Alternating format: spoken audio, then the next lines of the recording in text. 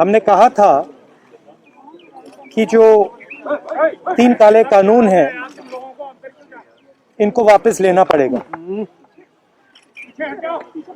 इसलिए कहा था क्योंकि हमें मालूम था कि 3-4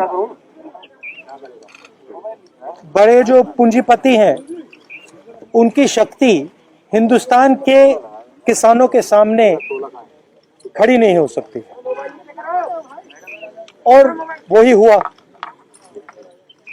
जो 3 काले कानून थे उनको अंत में रद्द करना पड़ा। ये किसानों की, मजदूरों की सफलता है, एक प्रकार से देश की सफलता है। मगर जिस प्रकार से ये कानून रद्द किए गए, बिना कोई डिस्कशन, पार्लियामेंट में इसके बारे में चर्चा नहीं होने दी, ये दिखाता है कि सरकार डिस्कशन से डरती है, और दिखाता है कि सरकार जानती है कि उन्होंने गलत काम किया, और सरकार डरती है। डिस्कशन जो हमारे किसान भाई शहीद हुए उनके बारे में है, वो जो 700 किसान जिन्होंने अपनी जान दी उनके बारे में डिस्कशन होना था। डिस्कशन ये भी होना था कि ये जो किसानों के खिलाफ कानून बनाए गए, इसके पीछे किसकी शक्ति थी, कौन सी शक्ति थी, ये क्यों किए जा रहे थे, क्यों बनाए गए। डिस्कशन एमएसपी पे भी होना था, और जो किसानों की समस्या है लखीमपुर खेरी, उस पे होना था। लखीमपुर खेरी और इनके जो होम मिनिस्टर हैं उन पर डिस्कशन होना था, वो तो सरकार ने होने नहीं दिया। मगर सरकार के दिमाग में थोड़ा सा कंफ्यूजन है। वो सोचती है कि जो गरीब लोग हैं, किसान लोग हैं, मजदूर लोग हैं, उनमें कोई शक्ति नहीं, उनको दबाया जा सकता है। और इस एपिसोड ने यह दिखाया है कि किसानों को, मजदूरों को, गरीब लोगों को, कमजोर लोगों को हिंदुस्तान में दबाया नहीं जा सकता। सर, आप लोग इस पूरे आंदोलन में 2-3 मांग पहले भी थी आपकी। पहले जैसे कि एमएसपी की गारंटी मिले, दूसरी की जो गृह राज्य मंत्री हैं अजय मिश्रा टेनी, उनका इस्तीफा हो। क्या इस कानून को वापस लेने से अब आपकी ये मांग खत्म हो गई है? ये इस पर अभी आपका प्रदर्शन धरना है? मांग ये तो देखिए, ये जो 3 कानून थे, ये किसानों पर आक्रमण था, मजदूरों पर आक्रमण था।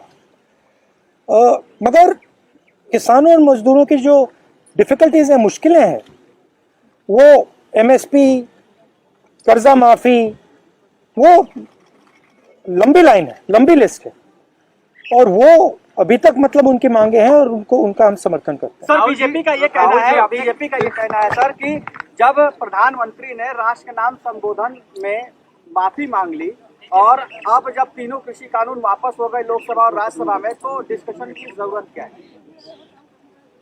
तो फिर सांसद की क्या जरूरत है? उसको बंद कर देते हैं, बंद ही कर दो। फिर प्राइम मिनिस्टर को जो कहना है कह दें, जो कानून बनाने बना दें, तो इसका क्या मतलब है? राहुल जी, बंद ही कर लो। राहुल जी, आपने मौत हुई है, वो 700 आदमी के लिए आप लोग कुछ आगे कोई कदम चलाएंगे? सेंट्रल गवर्नमेंट से, बीजेपी गवर्नमेंट से चला रहा है, उनके से कोई उनका राहत मिले? आपने कहा कि प्रधानमंत्री ने माफी मांगी, इसका मतलब प्रधानमंत्री ने ये एक्सेप्ट किया कि उनकी गलती के कारण से 700 लोग मारे गए, उनकी गलती के कारण से ये जो पूरा आंदोलन हुआ है। तो फिर अगर उन्होंने गलती एक्सेप्ट कर ली है तो फिर कॉम्पनसेशन देना तो पड़ेगा। राहुल जी, आपने पहले कहा था कि तीनों कृषि कानून वापस लेने होंगे, सरकार ने अंतोगत्वा ये बिल वापस ले लिया। अब सवाल यह है, देखिए जिस प्रकार से लिया है इन्होंने, सबसे पहले इसमें किसानों का अपमान किया है। उन्होंने कहा है कि थोड़े से संगठन, थोड़े से किसान के संगठन, सेक्शन, एक सेकंड पढ़ लेता हूं। एक group of farmers are protesting against these laws. ये कोई ग्रुप नहीं है, ये हिंदुस्तान के सब किसान हैं। पहले आपने इनको खालिस्तानी कहा, अब आप इनको ग्रुप ऑफ फार्मर्स कह रहे हो। ये ग्रुप ऑफ फार्मर्स नहीं है, ये हिंदुस्तान के सारे किसान हैं और ये समझते हैं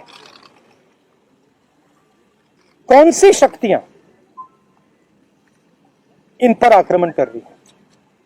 सवाल ये था सर, आप लोग एमएसपी पे गारंटी की मांग कर रहे हैं, किसानों के लिए क्या की? क्योंकि जो किसान संगठन के नेता अभी भी बॉर्डर पर बैठे हुए हैं, राहुल गांधी जी क्या अपील करेंगे उन किसान संगठनों से? क्योंकि संसद में अभी नहीं, मैं किसान संगठन से क्या अपील करूंगा? उनसे कोई अपील करने की जरूरत नहीं है।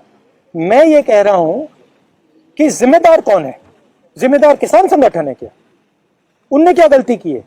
उनके 700 लोग शहीद हुए हैं, उनको आपने मतलब 1 साल यहाँ बैठा रखा है, उनको घर नहीं जाने दिया आपने कहा कि गलती मेरी है, तो फिर आप कॉम्पनसेशन दो ना, और जो इनकी मांगे हैं उनको पूरा करो, एमएसपी पूरी उनको दो।